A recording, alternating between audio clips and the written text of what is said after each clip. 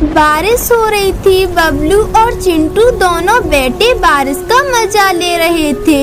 तभी अचानक से तेज हवा मेरे पास आ जाओ और मुझे यहाँ से ले जाओ। मुझे यहाँ जंगल में अकेले डर लग रहा है।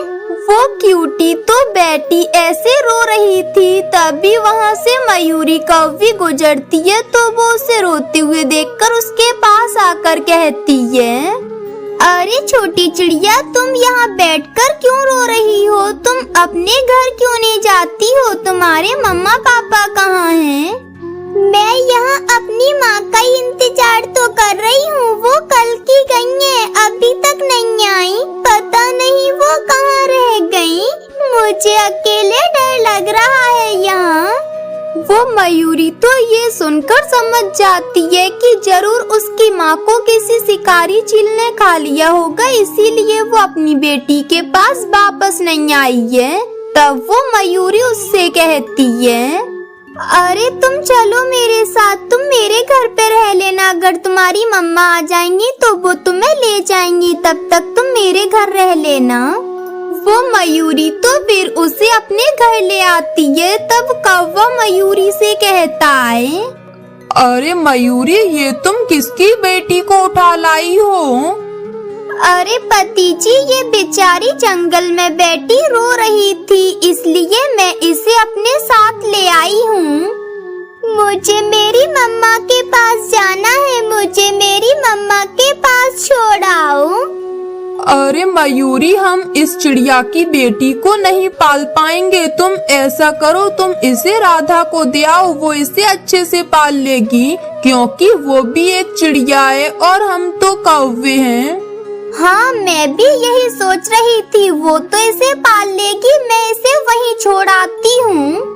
वो मयूरी तो फिर चिड़िया के घर पर उसको लेकर आ जाती है। तब राधा उससे कहती है, अरे मयूरी, ये तो बहुत अच्छी बच्ची है। मैं इसे पाल लूंगी। जहाँ 2 दाने अपने बेटे के लिए लाती हूँ तो इसके लिए भी ले आऊंगी। वो राधा का बेटा तो उस क्यूटी को घूर रहा था। तब मयूरी कहती है, अरे राधा बहन, अब मैं चलती हूँ। घर पर मेरे पति मेरा इंतजार कर रहे होंगे। वो मयूरी तो फिर वहाँ से चली जाती है। वो तीनों घोंसले में बैठे थे। तब चिंटू क्यूटी से कहता है, ये मेरी मम्मा है, तो अपनी मम्मा के साथ तो मैं ही सोऊंगा, तुम अलग घोंसले में सोना। नहीं बेटे, ये तुम्हारी बहन है, तो आज से ये मेरे साथ सोएगी, क्योंकि ये तुमसे छोटी है। नहीं, मैं अपनी मम्मा के साथ किसी को नहीं सोने दूंगा। तुम चली जाओ यहाँ से। तुम आकर मेरी मम्मा को मुझसे छीन रही हो। जाओ यहाँ से। अरे मासी, कोई बात नहीं, आप भाई को अपने साथ लिटा लो, मैं यहीं सो जाती हूँ। वो क्यूटी तो फिर अलग घोंसले में सो जाती है और चिंटू अपनी माँ के साथ सो जाता है। ऐसे ही कुछ समय बीत जाता है, लेकिन वो चिंटू क्यूटी को अपनी बहन स्वीकार नहीं करता और उससे बहुत नफरत करता था। क्यूटी, तुम ये सेब नहीं खाओगी, ये सेब मैं खाऊंगा, तुम सूखा दाना खाना। ठीक है भैया, मैं सूखा दाना खा लूंगी, तुम सेब खा लेना। अरे मेरे बेटे, तुम ऐसे इससे हर समय लड़ाई क्यों करते हो? देखो, वो तुमसे कितना प्यार करती है और तुम उससे नफरत क्यों करते हो? अरे मम्मा, कोई बात नहीं, वो अभी छोटे हैं, इसलिए मुझसे ऐसे बात करते हैं। बड़े हो जाएंगे तब नहीं करेंगे। मम्मा, हम दोनों नदी से जाकर पानी पी आए। ठीक है, तुम दोनों जाओ, पर कहीं और नहीं जाना, बस पानी पीकर वापस आ जाना। वो दोनों तो फिर अपने घर से उड़ जाते हैं। जब वो नदी पर पहुंचते हैं तो वहाँ उन्हें बबलू कौवा मिल जाता है। तब वो उस चिंटू से कहता है, अरे चिंटू, ये चिड़िया कौन है? अरे मैं तो इसकी बहन हूँ। अरे नहीं, ये मेरी बहन नहीं है, ये तो अनाथ चिड़िया है, न जाने कहाँ से आ गई है मेरी बहन बनके। अरे फिर तो ये झूठ बोल रही है। चलो चिंटू, हम कहीं और खेलने चलते हैं। हाँ हाँ बबलू, चलो मैं चलता हूँ तुम्हारे साथ खेलने। अरे तुम कहाँ जा रही हो चिंटू? तुम कहीं मत जाओ, मम्मा ने मना किया था ना। लेकिन वो चिंटू तो उसकी एक नहीं सुनता और वो तो उस बबलू के साथ चला जाता है और क्यूटी तो घर आ जाती है। शाम को आसमान पर काले बादल छा जाते हैं, हवाएं चलने लगती है। तब राधा क्यूटी से कहती है, अरे क्यूटी बेटी, भाई कहाँ है? तुम उसे साथ लेकर क्यों नहीं आई? अरे मम्मा, वो तो बबलू कौवे के साथ खेलने चला गया। मैंने उसे मना भी की पर उसने मेरी बात नहीं मानी। वो चिंटू मेरी बात नहीं मानता है। मैंने उसे मना किया था कि ऐसे मौसम में कभी बाहर मत जाना। फिर थोड़ी देर बाद बारिश भी शुरू हो जाती है। वहीं दूसरी तरफ चिंटू और बबलू तो बारिश से बचने के लिए एक पेड़ के नीचे बैठे थे। तब चिंटू कहता है, बबलू, अगर आज मैंने अपनी बहन की बात मान ली होती तो मैं आज इस मुसीबत में नहीं फंसता। अरे तो तुम तो अपने मन से आए थे, कौन सा तुम अकेले भीग रहे हो? मैं भी तो बारिश में भीग रहा हूँ ना। वो ऐसे बात कर रहे थे कि तभी हवा की वजह से और हवाएं चल रही थी। राधा चिड़िया अपने 2 बच्चों के साथ अपने टूटे फूटे घोंसले में बैठी थी। तब वो कहती है, हे भगवान, ये बारिश तो रुकने का नाम ही नहीं ले रही है। पता नहीं ये कब रुकेगी। हमारा ये टूटा फूटा घोंसला कब तक हमें बचाएगा? मम्मा, ये ऊपर से पानी क्यों टपक रहा है? मम्मा, इस पानी की वजह से मेरे पंख भीग गए और ठंड भी लग रही है। वो तीनों ऐसे बात कर रहे थे कि तभी उनका घोंसला तो टूटकर हवा में उड़ जाता है। वो तो फिर पूरी तरह बारिश में भीगने लगते हैं। तब राधा कहती है, हे भगवान, ये क्या? अब तो टूटा फूटा घोंसला था वो भी हवा में उड़ गया। अब बच्चों को कहाँ लेकर जाऊँ इतनी तेज बारिश में? मम्मा, मुझे तो बहुत डर लग रहा है। क्या अब हम बिना घर के रहेंगे? वो बेचारे ऐसे बारिश में भीग रहे थे। कालू और मयूरी अपने घर के बाहर बैठे उन्हें देख रहे थे। तब कौवा कहता है, अरे मयूरी, देखो तो इस गरीब राधा चिड़िया का घोंसला भी टूटकर उड़ गया हवा में। हाँ पति जी, ये तो अपने बच्चों को बारिश से भी नहीं बचा सकती।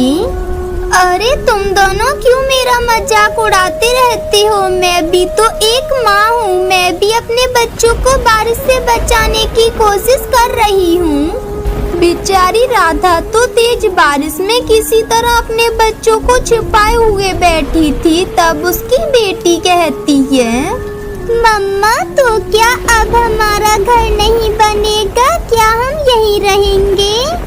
नहीं मेरी बेटी, ऐसा मत बोलो। हमारा घर बनेगा क्यों नहीं, जरूर बनेगा हमारा घर। बस आज की रात कैसे भी करके गुजार लो। सुबह होते ही मैं तुम्हारे लिए और अपने लिए एक अच्छा घर ढूंढूंगी। मम्मा, मुझे तो डर लग रहा है कि कहीं कोई शिकारी चील ना आ जाए। नहीं मेरी बेटी, तुम डरो नहीं। तुम्हारी माँ है ना तुम्हारे पास, वो तुम्हें कुछ नहीं होने देगी। तुम चिंता ना करो। फिर ऐसे किसी तरह उनकी वो रात गुजर जाती है। सुबह राधा चिड़िया अपने बच्चों को लेकर घर की तलाश में निकल जाती है। वो अपने बच्चों के लिए घर की खोज कर रही थी। तभी उन्हें जंगल के बीच एक कागज का घर बना हुआ दिखाई देता है। फिर वो अपने बच्चों को लेकर वहां आ जाती है तो वो देखती है कि उस घर के तो आंखें और मुंह भी बना हुआ था। अरे मम्मा, ये क्या है? इसकी तो आंखें और मुंह भी है। ये कितना अच्छा लग रहा है। अरे मेरे बच्चों, ये तो एक कागज का घर है। ये तो बहुत मजबूत लग रहा है। हवा चल रही है फिर भी इसको कुछ नहीं हो रहा। ये तो बड़ा अच्छा घर है। मम्मा, तो क्या हम इस घर के अंदर जाकर रह सकते हैं? मम्मा, ये तो बहुत अच्छी जगह है, यहाँ तो हम आराम से रह सकते हैं। हाँ हाँ मेरी बेटी, क्यों नहीं, ये तो अच्छा घर है। चलो हम इसके अंदर चलकर देखते हैं और हम अब से इसी घर में रहेंगे। वो राधा चिड़िया तो फिर अपने दोनों बच्चों को लेकर उस कागज के घर के अंदर आ जाती है। वो घर तो अंदर से बहुत बड़ा और बहुत अच्छा था। बच्चे तो घर को देखकर बहुत खुश होते हैं। तब राधा कहती है, अरे वाह, ये घर तो बहुत अच्छा है और ये अंदर से कितना अच्छा है, मजबूत है ये तो बहुत। और ये घर तो चारों तरफ से बंद है, यहाँ तो कोई आ भी नहीं पाएगा। लेकिन तुम कभी बाहर खिड़की से मत देखना। हाँ मम्मा, मुझे तो ये घर बहुत अच्छा लग रहा है। ऐसा लग रहा है जैसे हम किसी राजा के महल में आ गए हों। मम्मा, हम बाहर नहीं झांकेंगे। वहीं दूसरी तरफ कालू कौवा और उसकी पत्नी मयूरी कौवी राधा चिड़िया और उसके बच्चों को उस कागज के घर के अंदर जाते हुए देख लेते हैं और वो दोनों उनको सुरक्षित देखकर बहुत जलते हैं। तब मयूरी कहती है, अरे मेरे पति जी, ये देखिए इस चिड़िया की किस्मत। अरे उसे तो बिना बना ही इतना अच्छा कागज का घर मिल गया और वो भी एक महल जैसा है। अरे मयूरी, ये तुम क्या कह रही हो? अरे इतना अच्छा और इतना बढ़िया घर उस गरीब चिड़िया का कैसे हो सकता है जिसके पास खाने के लिए भोजन तक नहीं है? नहीं, मैं ऐसा नहीं होने दूंगा। तुम रुको, अभी मैं जाकर उससे ये घर छीन लेता हूँ। अरे तो तुम अब बैठकर मेरी शक्ल क्या देख रहे हो? तो जाओ ना जल्दी और जाकर उस गरीब चिड़िया से वो घर छीन लो। वैसे भी वो चिड़िया तुम्हारा क्या बिगाड़ लेगी, वो तो खुद अकेली है। वो लालची कालू कौवा तो फिर उस चिड़िया के कागज के घर में आकर बैठ जाता है। उसे अचानक से वहाँ देखकर चिड़िया और उसके बच्चे तो डर जाते हैं। अरे कौवे भैया, आप यहाँ क्यों आए हो? अरे छोटी चिड़िया, ये घर अब मेरा है, मैं इसलिए यहाँ आया हूँ। तू चुपचाप से अपने दोनों बच्चों को लेकर यहाँ से चली जा।